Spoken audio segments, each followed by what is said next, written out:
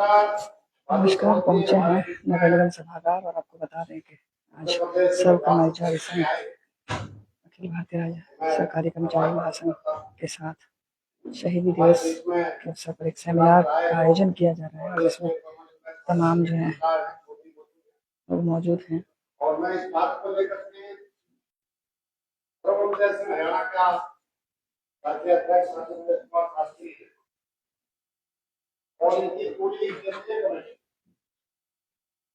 आज पूरे प्रदेश में 22 से 22 जिलों ये प्रोग्राम तय किए थे। वो रिपोर्ट है कि बहुत शानदार कार्यक्रम पूरे प्रदेश में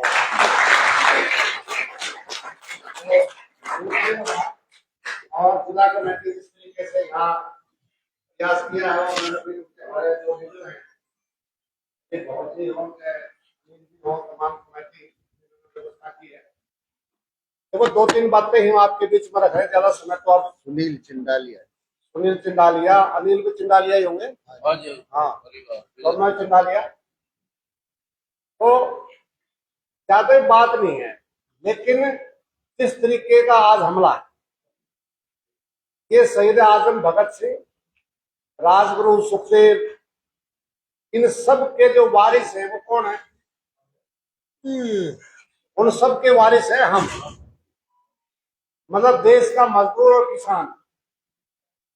और उनकी जो विचारधारा है साम्राज्यवाद के खिलाफ, मतलब ये जो गुंडागर्दी हो रही है इसके खिलाफ, साधारण भाषा में समझिए, आदमी के द्वारा आदमी का शोषण नहीं होना चाहिए। अब अगर हम देखेंगे आदमी के द्वारा आदमी का शोषण कैसे हो रहा है, मतलब एक ठेकेदार है और उसके अंदर कितने कर्मचारी हैं? सरकार के खजाने से जो पैसा लेता है वो ठेकेदार अपने कर्मचारियों को उतना पैसा नहीं देता। रेगुलर भर्ती क्यों नहीं है? ये चाहते हैं बेरोजगारों की फौज रहे ताकि शोषण करना आसान रहे। अगर किसी कारखाने में मिनिमम वेज मांग लिया, पूरा वेतन दे दो, तो वो कहेगा बाहर जाओ। जैसे वो बाहर जाएगा तो गेट पर जितने जाएंगे उससे 4 गुना फालतू आदमी है। तो ये इस सिस्टम का, ये जो पूंजीवादी सिस्टम है, ये खास गुण है। एक तो कभी भी संकट मुक्त नहीं रह सकता, और दूसरा मतलब कभी ऐसा नहीं हो सकता कि ये शोषण मुक्त हो जाए, शोषण ना करे, ऐसा भी नहीं हो सकता। इसलिए आज जो पूरे दुनिया में गुंडागर्दी चल रही है, डिटेल बताई है, हम उसको दोहराना नहीं चाहते। वेनेजुएला के चुने हुए राष्ट्रपति उसकी पत्नी को अगवा करके ले गया। भगवान श्री राम के ज्यादा वंशज बनते हैं ना, भगवान श्री राम की पत्नी सीता माता को लेकर के गए थे तो कितना बड़ा युद्ध हुआ। और हिंदुस्तान की सरकार ने एक शब्द भी उस राष्ट्रपति उसकी पत्नी को अगवा करके लेने के बाद एक शब्द भी निंदा का नहीं बोला। सवाल इस बात का भी है कि गाजा में जो बोला 70,000 से ज्यादा मौत हो गई, जिसमें बच्चे और दूध पीते महिलाएं और दूध पीते बच्चे, उस पर भी एक शब्द नहीं बोला। और इजराइल जिस प्रकार से ईरान के ऊपर हमला बोला, उससे शायद 3 या 4 दिन पहले वहां हमारे बड़े साहब गए हुए थे और ये बोला कि जो इजराइल कर रहा है हम पूरी तरीके से उसके साथ खड़े। ये सब क्यों हो रहा है वो बताया है कि वो फाइल जो है उसमें कुछ गड़बड़ सड़बड़ है, इसलिए सब कुछ अमेरिका के जूनियर पार्टनर की तरह हम काम कर रहे हैं। जबकि 118 देशों का गुटनिरपेक्ष जो संगठन था उसके नेता थे हम। आज मृत्यु पलीत हो रही। अभी गैस का संकट, कोविड काल में बोला कि ऑक्सीजन गैस से कोई मौत नहीं हुई और हमारे यहाँ लोग मर रहे थे। और अब भी कह रहे हैं कि गैस की कोई कमी नहीं है और यहाँ सिलेंडर मतलब मिल नहीं रहे। अगले कह रहे गैस की कोई कमी नहीं है। अडानी के गैस की बात कर रहे हैं। हाँ, अडानी की गैस की बात करें, कोई कमी नहीं। इसलिए इस मौके पर अभी एक चर्चा करी कि 8 अप्रैल 1929 को भगत सिंह ने, उसके साथी बटुकेश्वर दत्त, उन्होंने असेंबली में बम धमाका किया। और वो ये जो ट्रेड डिस्प्यूट बिल ये आ रहा था, आजादी के आंदोलन बढ़ रहे थे, हड़तालें लंबी लंबी हो रही थी, और एक पब्लिक सेफ्टी बिल भी था कि अगर पब्लिक आंदोलन करेगी तो उसको रोकना है, मजदूर आंदोलन करेंगे उसको रोकना है। तो भगत सिंह के, उसके माँ बाप के तो सपने थे, छोरे का ब्याह होगा, पोता पोती होंगे, उन्हें खिलाएंगे।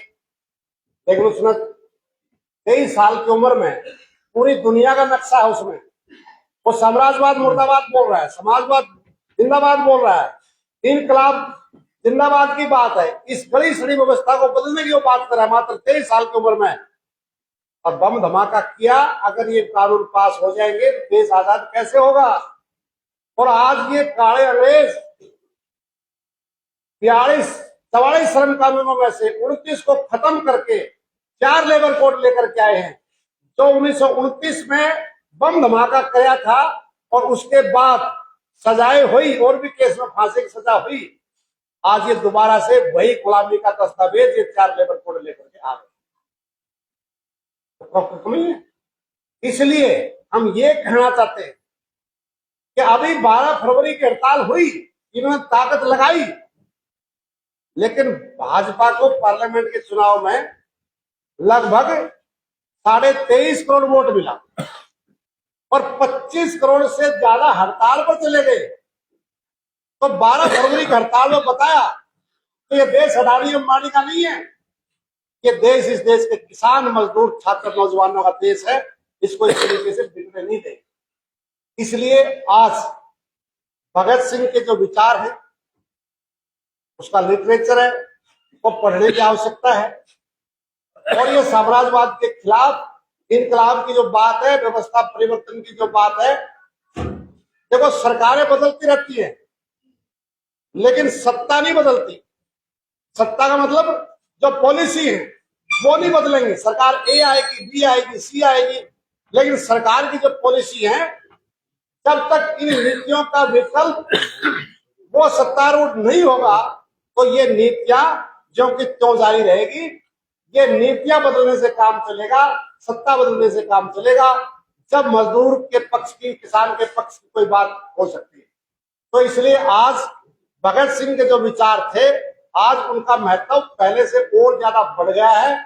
इस मौके पर हम संकल्प लेते हैं कि साम्राज्यवाद के खिलाफ, मजदूरों की शोषण जो हो रहा है उसके खिलाफ, और समानता की जो समाजवाद की बात करते हैं, इन नीतियों के खिलाफ एक संकल्प लेते हैं कि हम इस देश के कॉन्स्टिट्यूशन को बचाएंगे, संवैधानिक संस्थाओं को बचाएंगे, सरकारी विभागों को बचाएंगे, और ये जो पब्लिक सेक्टर अंडरटेकिंग जिसको बेच रहे उसको बचाएंगे, और निश्चित तौर से इनको बचाते हुए इस देश को बचाने का काम भी हम अपनी मांगों के साथ साथ करेंगे।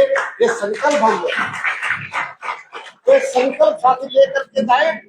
और ये जो कुछ पुस्तक हैं, आपको कुछ चाहिए तो ये भी लेकर के जाए। इतनी ही बात मैंने कहनी थी। बहुत बहुत धन्यवाद। कितनी पुस्तक है? 75 है। हाँ जी, अरे ये पुस्तक भी 75 है। और कल मजदूरों की, इन सब की एक रैली हो रही है इन नीतियों के खिलाफ रामलीला ग्राउंड में। तो चुलाने होता है, सारे के सारे चलो, चलेंगे भाई? आज 2 आदमी खड़े करे कल पाओ ना वहां। ठीक है, बहुत बहुत धन्यवाद। कमर ये जो किताब है, सुनिए, अरे कितनी हम लोक जतन प्रकाशन की ओर से हम लोगों ने तय किया है कि 5 रुपए 10 रुपए से ज्यादा महंगी किताब नहीं छपनी चाहिए। एक मिनट, तो ये 5 रुपए की किताब है। तो आप जो 5 रुपए से ज्यादा भी देना चाहे वो भी दे सकते हैं, ताकि और नई किताबें छापी जा सके। ये जिला कमेटी को दे रही, सुनो भाई, अरे भी खत्म थोड़ी हुआ। एक सवाल है, सुनिए, आप बैठिए। एक सवाल है जो बाबू नवल सिंह, जो हमारे लीडर है, वो पूछना चाहते हैं। आज बोलो बराबर।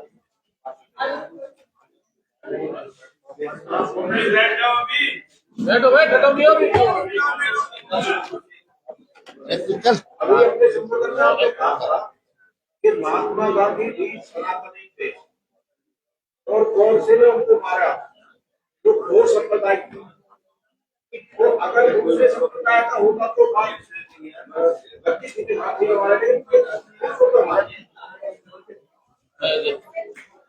देखिए, ये जो गोडसे जिस धारा को प्रतिनिधित्व करता है उसका धर्म के साथ कोई रिश्ता नहीं है। वो धर्म का केवल नाम लेते हैं, उनका धर्म के साथ कोई रिश्ता नहीं। सावरकर साहब ने अपनी आत्मकथा में लिखा है कि गाय की पूजा करना मनुष्यता के स्तर को नीचे गिराना है। उन्होंने अपनी आत्मकथा में लिखा है कि मैं गौ मांस खाता हूँ, वो बहुत दुनिया का सबसे स्वादिष्ट व्यंजन है, और आपसे क्या कहते हैं, गाय हमारी माता है। उनका सनातन धर्म से, किसी भी धर्म से कोई ताल्लुक नहीं, इसलिए वो केवल फासिस्ट है, वो धर्म की केवल आड़ लेना चाहते हैं। वरना अगर सनातनी होते तो आज शंकराचार्यों की हालत क्या है। वो सनातन धर्म में भी विश्वास नहीं करते, उनका बाकायदा इटली से सीख कर आए हैं और एक फासिज्म को लाना चाहते हैं। धर्म केवल बहाना है। शांति बनाओ। साथी बैठ जाए 2 मिनट। चर्चा हो रही है अभी। प्रेस वाले साथी आए हैं और ये जो आप कह रहे हैं ना, मैं इसमें तोड़ रहा हूँ बात। ये अपने धर्म के प्रति वफादार रहना, कट्टर होना कोई गलत नहीं है, लेकिन सांप्रदायिक होना गलत है। यस, मैंने तोड़ कर दिया उसका। हर धर्म वही करता है। महात्मा गांधी कट्टर सनातनी बोलता है, दूसरे लोग भी बोलते हैं, ये बोलते हैं, लेकिन सांप्रदायिक होना गलत है। हाँ जी, रोडवेज इंकलाब जिंदाबाद। साथियों, लामा साहब जी ने आपको विस्तार से अपनी चर्चा रखी है और काफी कम समय में अपनी बात रख दी है। तो लामा साहब को तो कम से कम 1 घंटा चाहिए था। आप सभी साथी क्वेश्चन मुझे पता है। अब मैं आमंत्रित करूंगा हमारे 2 घंटे लेट शुरू किया, वो कहाँ जाए, जो जिला के प्रधान है साथी करतार सिंह जनरल जी, कर्मचारी संघ हरियाणा। आपका काम है। हाँ जी, सवाल फिर सारे हमारे सुनील चिंडालिया जी है, राज्य के डिप्टी जनरल सेक्रेटरी, वो कोई सवाल करना चाहते, साथी रखें जल्दी में। साथियों, और वीरेंद्र रखे हमारे आज मुख्य वक्ता उन्होंने जो अपना शहीदी दिवस पर क्रांतिकारी विचार वक्तव्य रखा, उसमें कुछ बात आई, मैं उस पर उनसे कुछ पूछना चाह रहा हूँ। जिन्होंने एक बात रखी थी कि जिस देश से हमारा 3000 वर्ष पुराना संबंध एक मृदुल संबंध रहा है, आज भी हमारे देश के खिलाफ कभी कोई किसी प्रकार के उद्देश्य में कोई कार्रवाई नहीं करी। हमेशा हमारे देश की जनता के हित में कदम उठाया। फिर ऐसा क्या हुआ कि इस देश के राष्ट्रपति की मृत्यु पर भी भारत में कोई शोक सभा या कोई शोक व्यक्त नहीं किया गया? इसका रीजन क्या रहा? कृपया करके हमें बताने का प्रश्न। अमेरिका से डरे हैं। इसका रीजन ये है कि एक ऐसे लोग सरकार में आ गए हैं जो अपने जमाने में अंग्रेजों को बाप माना करते थे, अब अमेरिका को बाप मानते हैं। उनकी रीढ़ की हड्डी नहीं है, उनका देश के प्रति कोई लगाव नहीं। हाँ जी, वीरेंद्र जी।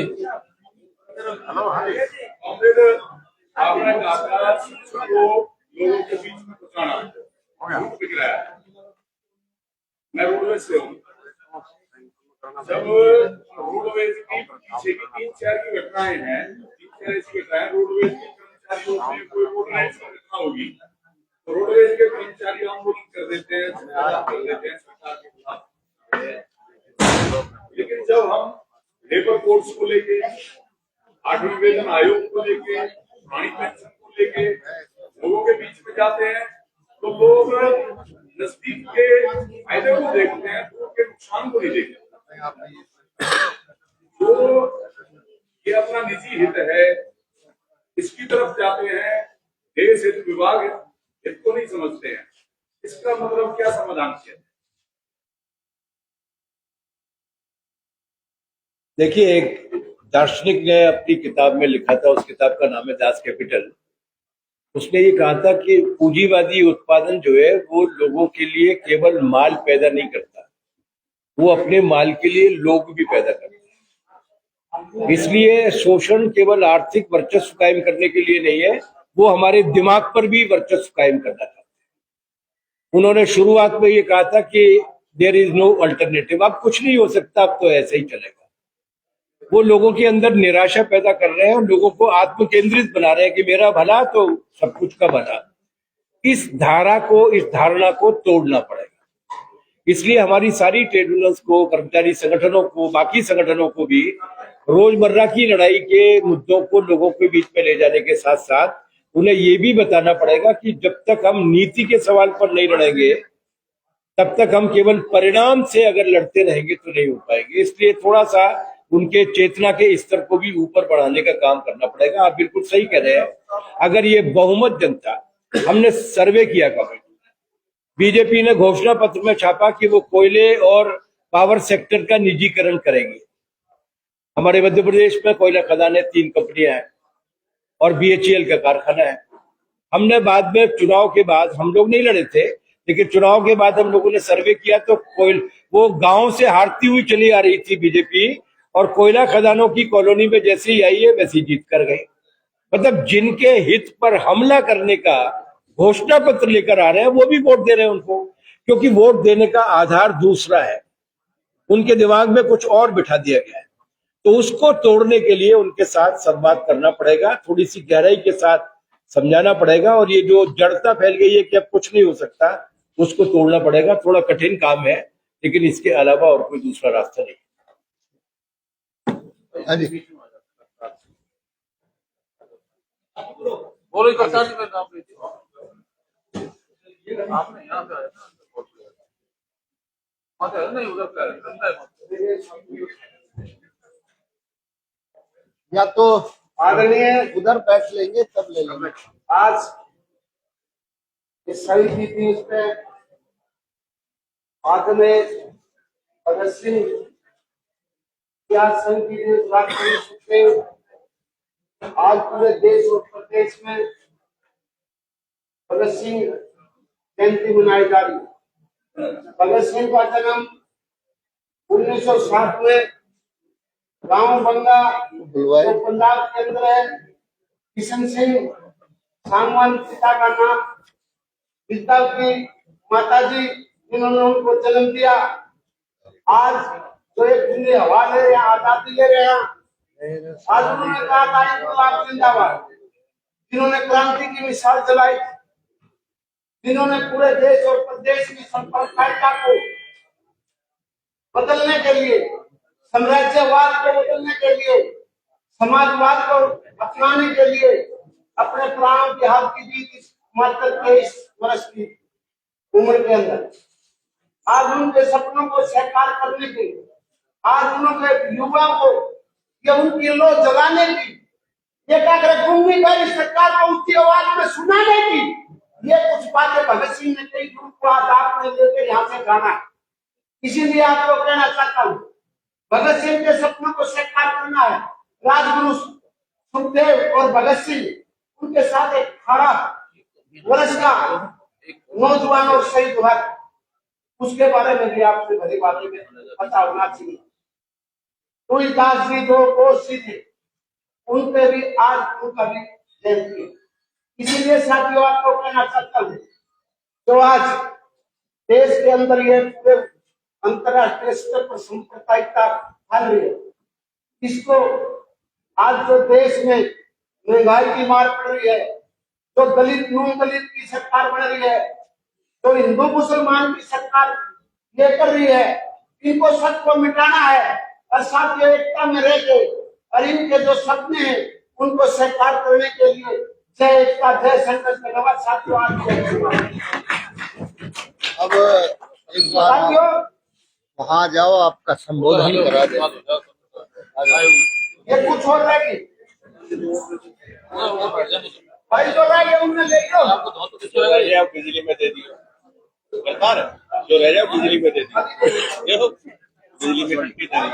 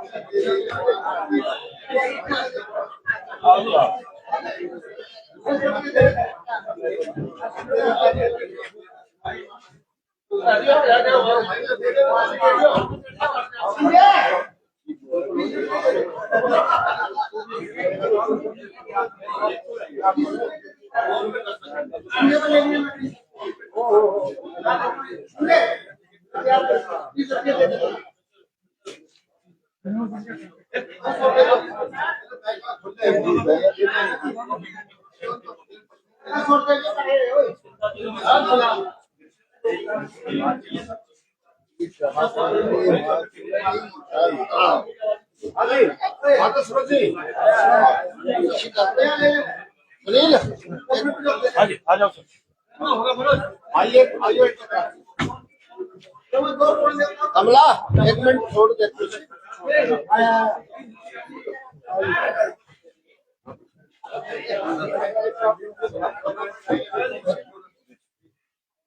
इधर आओ आप।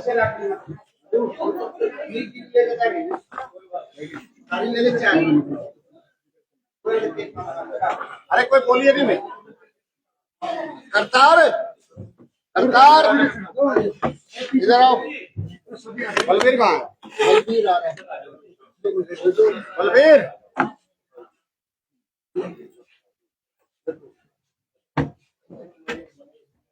पार्टी करनी है शॉर्ट में होगी बहुत हाँ बहुत कम शब्दों में। कितनी 2 से 3 मिनट के अंदर हर चैनलों के लिए करना।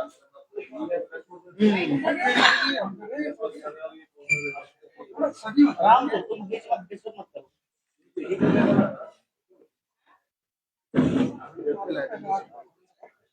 अरे बस करो यार एक काम करो आप कविता आप कर लो गुस्सा मत हो। यार। दूरदर्शन के लिए वगैरह बाकी चैनलों के लिए करना है, तुम बीच में बार बार बोले जा रहे पहले बैठे हो आसान कर रहे। रविंद्र दोबारा कर चलो आराम से लो कर लो दोबारा कर लेंगे कह रहा हूँ कोई नहीं ठीक है यार क्या बात है अरे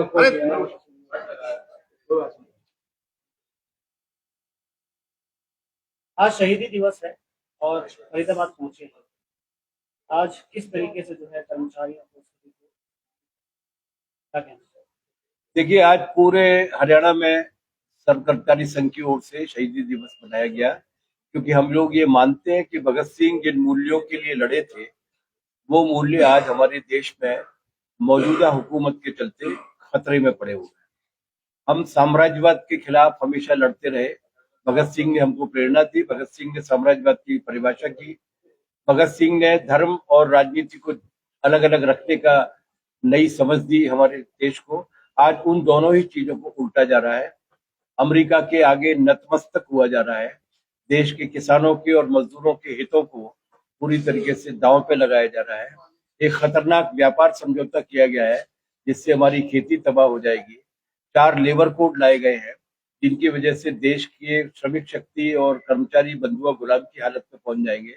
हमें लगता है कि ये सही समय है जब भगत सिंह की शिक्षाएं हमें इस उल्टी धारा को उलटने की प्रेरणा दे सकती है। आज कर्मचारियों ने भी काफी सवाल जवाब आपसे किए हैं, क्या क्या उसमें विशेष रहे?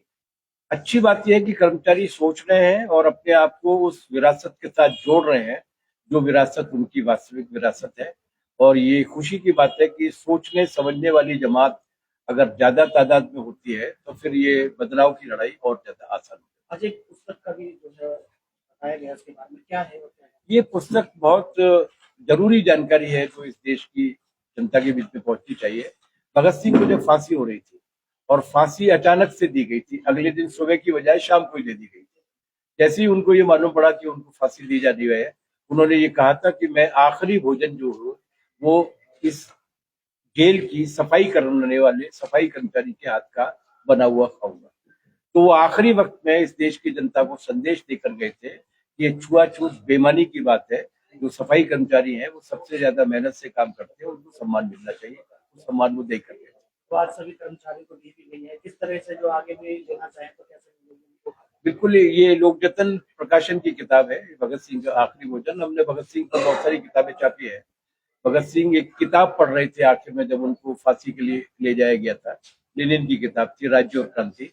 उस मुड़े हुए पन्ने से आगे वो अपने पन्ने को मोड़ के चले गए। वो भी किताब हम लोगों ने छापी है उस मुड़े हुए पन्ने से आगे। हम चाहते हैं कि इनके बारे में लोगों को जानना चाहिए। हालांकि अभी मौका तो नहीं है, लेकिन फिर भी जो मौजूदा सरकार है, जो माहौल चल रहा है, इसको कैसे देखते हैं? ये बहुत ही चिंताजनक बात है, इसलिए कि इस देश ने इस देश में किसी भी पार्टी की सरकार रही हो, लेकिन मोटे तौर पर शुरुआत के 50 वर्षों में हमारी जोर इस बात पर था कि हम रीढ़ पर खड़े हो, दुनिया में जहां भी अन्याय होता है उसके खिलाफ बोले और अपने देश की आत्मनिर्भर शक्तियों को मजबूत करें। हमने उद्योग धंधे खड़े किए, हमने कृषि के क्षेत्र में भी काफी हद तक प्रगति की, विज्ञान में भी प्रगति की, लेकिन 2014 के बाद से उस सबको उल्टा जाता है। और ये चिंताजनक बात है कि आज 140 करोड़ का देश, जिसके बारे में कहा जाता है कि दुनिया में सबसे बड़ी आबादी वाले देश हम ही है, हम क्या फैसला लेंगे इसको हम लोग तय नहीं कर पा रहे। अमेरिका कहता है तेल खरीदो, खरीदेंगे, नहीं खरीदो नहीं खरीदेंगे।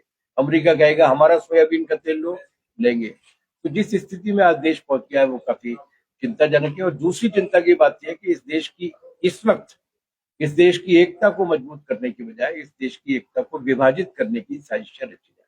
सुभाष लांबा जी आपके साथ हैं, नरेश शास्त्री जी आपके साथ हैं, क्योंकि लगातार हम इनको देखते आते हैं सरकार के वायदा के नाते, क्योंकि सरकार आई थी सबका साथ सबका विकास कहते हुए, लेकिन अभी भी ठेकेदारी प्रथा इन सब के खिलाफ अभी तक लड़ते हुए दिखाई दे रहे हैं। क्या बात है?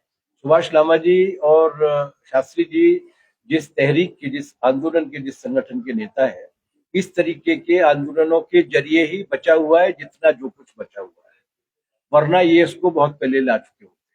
तो आज भी हम अगर लड़ने के लिए विवश है तो केवल इसलिए कि सरकार को लोकतांत्रिक अभिव्यक्ति के प्रति जो सम्मान दिखाना चाहिए उसको वो नहीं दिखाती है और चंद मुनाफाखोरों के फायदे के लिए ही नीतियों को बनाती है।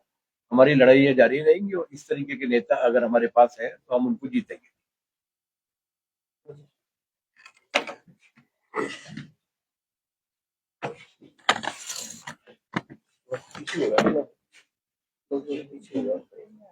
नहीं आ जाएगा अम्बा जी, जो तो सड़कों पर आंदोलन करते हुए देखते हैं, लेकिन आज मौका ऐसा है कि याद किया जा रहा है भगत सिंह जी का नाम। देखिए, शहीद आजम भगत सिंह के अगर वारिस कोई है तो मजदूर किसान ट्रेड यूनियन है। और 8 अप्रैल 1929 को शहीद आजम भगत सिंह और बुटेश्वर दत्त ने सेंट्रल असेंबली में बम धमाका किया था। आपको याद होगा वो जो बम धमाका किया था, तो 2 बिल वो अंग्रेजी हुकूमत लेकर के आ रही थी, पब्लिक सेफ्टी बिल और ट्रेड डिस्प्यूट बिल। कुल मिलाकर के दोनों के दोनों बिल, जो मजदूरों की हड़तालें हो रही थी लंबी लंबी और जनता उस अंग्रेजी हुकूमत के खिलाफ सड़कों पर आ रही थी, उसको रोकने के लिए दोनों के दोनों बिल लेकर के आए थे। और इसके तहत अंग्रेजों को पूरी तरीके से छूट मिल जाती है कि अगर इस तरीके से कोई काम करता है तो उसको जेल के अंदर ठोक दो और इस आंदोलन को दबा दो। तो शहीद आजम भगत सिंह और बुटेश्वर दत्त ने असेंबली में बम विस्फोट किया और पूरे देश को सुनाया कि इसका क्या इम्पैक्ट पड़ेगा और हम क्या चाहते हैं। तो अब आप देखेंगे 8 अप्रैल 1929 के बाद अब इस देश की सरकार ने 42 श्रम कानूनों में से 29 को खत्म करके 4 लेबर कोड बना दिए। ये उस तरीके की ही बात है जो 1929 को हो रही थी। अब ये इन 4 लेबर कोड को बना करके इस देश के मजदूरों कर्मचारियों को गुलाम बनाना चाहती है, क्योंकि इस देश का मजदूर और किसान आप देखेंगे 12 फरवरी की हड़ताल में 25 करोड़ से ज्यादा हड़ताल में चले गए। भाजपा को पार्लियामेंट चुनाव में तो 23.5 करोड़ के करीब वोट मिला है, उससे ज्यादा हड़ताल पर चले गए हैं। तो इनको डर हो रहा है कि भाई कहीं ना कहीं ये सिस्टम चेंज ना कर दें, तो इसलिए अब ये 4 लेबर कोड लेकर के आए हैं, इसके खिलाफ अपना हड़ताल करिए। तो आज हमने संकल्प लिया है कि इन नीतियों के खिलाफ, इस शोषण पर आधारित व्यवस्था के खिलाफ और एक अल्टरनेट पॉलिसी को लेकर के हम निश्चित तौर से संकल्प लिया है और इस आंदोलन को तेज करेंगे, इस पब्लिक सेक्टर को बचाएंगे और सारे जो ठेका वक्का जितने भी कुछ है इसको लेकर के आंदोलन को तेज करेंगे। रामा जैसे भी नेताजी भी कह रहे थे कि 2014 के बाद बिल्कुल बेड़ागर्क हो गया है सब कुछ, तो मैं तो 25 साल ज्यादा हुआ है, आपको देखा वैसा भी है, लगे हुए हैं। जो भी सरकार आई आपने उसका विरोध किया है, तो वो कौन सी सरकार आएगी जो आप लोगों की सारी बातें सुनी जाएंगी, समझी जाएंगी और देश का विकास होगा। हमारी सरकार आओगी, हम देखेंगे। नाम से आएगी वो सरकार। अरे हम मोर्चा बनाएंगे। कब तक इंतजार करें इसका? हम ये कह रहे हैं कि उन सरकारों में इन सरकार में केवल अंतर एक है। क्या अंतर है? पॉलिसी वो भी लागू कर रही थी, नवोदारीकरण की पॉलिसी वो भी लागू कर रही थी, और ये भी लागू कर रहे हैं, ये तेज गति से कर रहे हैं। लेकिन ये मेहनत कशों की एकता को तोड़ करके, पोलराइजेशन करके सत्ता पर बने रहना चाहते हैं। तोड़ क्या है आप लोग? आप तोड़ ये है, तोड़ ये है, तोड़ ये है, आपकी समझ में नहीं आ जाएगा ना, सिलेंडर नहीं मिला, लाइन में लगना पड़ेगा, काम छोड़ करके समझ में आ जाएगा। बच्चे हम आपके साथ थोड़ी हमें तो पत्रकार वाले से सुनिए सुनिए, अब सुन तो ले, अब सवाल तो दाग दिया तने, सब कुछ है। मैं ये कह रहा हूँ कि पॉलिसीज की जो बात है ना, उसके जो प्रभाव है, अभी के हॉस्पिटल है, अभी विधानसभा की कमेटी का सर्वे हुआ है, आपको रिपोर्ट है कि नहीं मुझे मालूम नहीं, मेरे पास उसकी फाइंडिंग है। अटल बिहारी वाजपेयी मेडिकल कॉलेज है, केवल एक पेशेंट एडमिट मिला वहां, और वहां के जो स्टूडेंट है वो यहाँ आते ट्रेनिंग लेने के लिए। अटल बिहारी वाजपेयी के नाम से मेडिकल कॉलेज है, जो प्राइवेट था, कोरोना में टेक ओवर किया था। यहाँ जाकर के आप देख लीजिए। और ये जो लोग मरने लग रहे हैं, जिसके पास कोई सुविधा नहीं है, आयुष्मान कार्ड है, कोई पूछ रहा है उस कार्ड को। अब मैं आपसे चैलेंज के साथ कह रहा हूँ, आपके सामने, मीडिया के सामने, सरकार को, किसी भी अगर हॉस्पिटल में आयुष्मान कार्ड से इलाज होता है बता दो, यहाँ क्या हालत बन रही है। तो शिक्षा को, एजुकेशन को, हेल्थ को, पब्लिक हेल्थ को, ट्रांसपोर्ट को, रोडवेज को, सबको बेच रहे हैं। तो जनता की समझ में आ जाएगी ये हिंदू मुस्लिम ज्यादा देर तक नहीं चलेगा। जब मेरे पेट में रोटी नहीं ना, मेरे पहले को रोटी की चिंता करनी पड़ेगी। हिंदू की तो हिंदू धर्म को बाद की बात है। और हिंदू और हिंदुत्व ये भी अलग अलग चीजें हैं। हिंदू तो हिंदू धर्म है, उसका कोई आपका हमारा सबका हिंदू धर्म हुआ, किसी धर्म के खिलाफ नहीं है। लेकिन हिंदुत्व क्या है? हिंदू धर्म का इस्तेमाल करते हुए और सत्ता तक हासिल करना, वो हिंदुत्व है। तो आज देश में जो चल रहा है, ज्यादा देर तक ये चल नहीं सकता। रोजी रोटी की बात करनी पड़ेगी, मेहनत कश लोगों की बात करनी पड़ेगी, और ये बुनियादी जो चीजें हैं उसकी बात करनी पड़ेगी। लोग अल्टरनेट अपने आप संभाल लेंगे। बीजेपी तो इस तरीके सत्ता में नहीं आई थी, लेकिन डिवीजन हुआ है। तो अब मुद्दों पर आधारित बात अगर होगी तो निश्चित तौर से सिस्टम को बदल जाएगा। और ओम प्रकाश जी हमारे पुराने मित्र हैं, कि देख रहे हैं, लंबे समय तक कवर कर रहे हैं कि हम कोई भी सरकार आए उसके पीछे मुर्दाबाद मुर्दाबाद करने शुरू कर देते हैं। तो हम ये कह रहे हैं, सरकार, आप ध्यान से सुन रहे, सरकार बदलती रहती है, सत्ता नहीं बदलती। सत्ता का मतलब ये है कि जो पॉलिसी है बड़े पूंजीपतियों को फायदा पहुंचाने के लिए, वो नहीं बदलती। इसलिए हमारा आंदोलन भी चलता रहता है। यानी आपकी सरकार आएगी तो रोजी रोटी में काम करेगी? बिल्कुल, पक्की नौकरी, कोई दिक्कत नहीं, सबको एजुकेशन फ्री, सबको चिकित्सा फ्री, कोई चिंता वाली बात नहीं। मोर्चा बनाई, 2029 में आप लोग अपने अरे हमारी सरकार आई थी ना।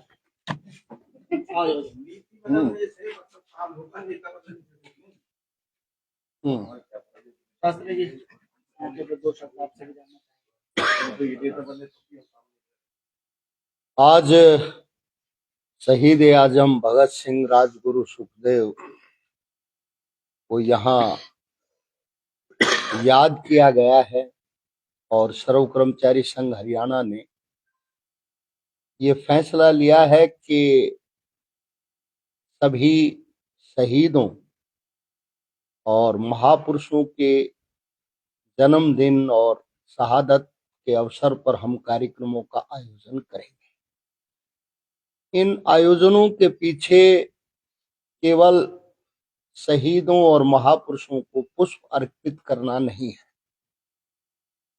इसके पीछे हमारा विचार है कि हम अपने महापुरुषों को जानें, उनके विचार को पहचानें। और अगर आज की मैं बात करूं तो शहीद आजम भगत सिंह और आज की परिस्थिति, इसको समझने की जरूरत है।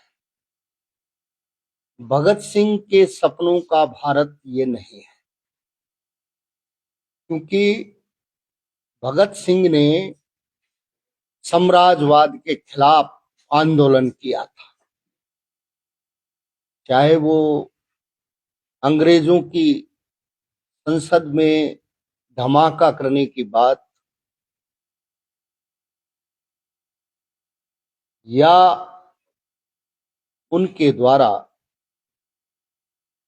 जो पूरे देश और दुनिया को एक विचार दिया गया एक नारा दिया गया और वो नारा था साम्राज्यवाद मुर्दाबाद और समाजवाद जिंदाबाद। आज देखने में आ रहा है कि देश के अंदर साम्राज्यवाद पूरी तरीके से हावी है और भारतीय राजनीति जो पूरी दुनिया के समाजवाद के लिए खतरा बना हुआ है, अमेरिका, उसके सामने नतमस्तक है। तो आज के दिन शहीद आजम भगत सिंह का विचार पूरी तरह से चट्टान की तरह खड़ा है और उसको मानने वाले जो लोग हैं उनको याद करते हुए उनके आंदोलन को, उनके विचार को आत्मसात करें, ये उद्देश्य हमारा इस कार्यक्रमों का आयोजन करने के पीछे है। सर्व कर्मचारी संघ हरियाणा अभी 14 अप्रैल को डॉक्टर भीमराव अंबेडकर जयंती पर भी कार्यक्रम का आयोजन करेगा। बहुत सारे लोग आयोजन आज भी कर रहे हैं, लेकिन उनका केवल आयोजन करने के पीछे मात्र मालाएं अर्पित करना, पुष्प अर्पित करना और अपनी राजनीतिक विचार को लोगों में ले जाकर के वोटों का पोलराइजेशन करना, शहीदों को धर्म के नाम पर, शहीदों को जाति के नाम पर परिभाषित करना और देश में जो सत्ता है उस पर काबिज रहना उनका उद्देश्य है। शहीद आजम भगत सिंह और डॉक्टर भीमराव अंबेडकर जिन्होंने दुनिया को न्याय का रास्ता दिखाया, समानता का रास्ता दिखाया, बराबरी का अधिकार देने की बात कही, आज उनकी विरासत खतरे में है और देश को चाहिए सभी जो मजदूर, कर्मचारी, किसान या न्यायप्रिय संगठन, क्रांतिकारी विचारधारा, प्रगतिशील विचारधारा के जो लोग हैं, उनको एकजुटता के साथ आज अपने शहीदों के विचार को आगे बढ़ाना चाहिए। और सर्व कर्मचारी संघ हरियाणा प्रदेश में पहचाना जाता है कि वो प्रगतिशील विचारधारा का संगठन है, क्योंकि वो किसानों के अधिकारों की लड़ाई में उनका समर्थन करता है। सर्व कर्मचारी संघ हरियाणा दलितों को न्याय दिलाने के लिए आंदोलन करता है, महिलाओं पर अत्याचार के खिलाफ आवाज उठाता है और सर्व कर्मचारी संघ हरियाणा मजदूर और कर्मचारियों पर सरकारों द्वारा किए जा रहे जुल्मों के खिलाफ आवाज उठाता है और हमेशा उठाता रहेगा। आज भी हम लगातार सरकार से निजीकरण के खिलाफ, विभागों के जो आउटसोर्सिंग करने का मुद्दा है, नौजवानों को रोजगार दिलाने का मुद्दा है और आम गरीब आदमी को सस्ता इलाज, सस्ता सभी प्रकार का राशन और उनको सभी जन सुविधाएं जो इस देश के संविधान की मूल भावना है, उसको पूरा करवाने के लिए आंदोलन के रास्ते पर है और हमेशा रहेगा। तो मैं आज शहीद आजम भगत सिंह, राजगुरु सुखदेव की शहादत पर सभी देशवासियों को क्रांतिकारी जो है ये आह्वान करना चाहता हूं कि वो भगत सिंह, सुखदेव और राजगुरु के सपनों का भारत बनाने का, उनके सपनों का भारत का निर्माण करने का काम करें और समाज जो विरोधी लोग, समाजवादी जो ताकतें हैं, उनको मजबूत करें।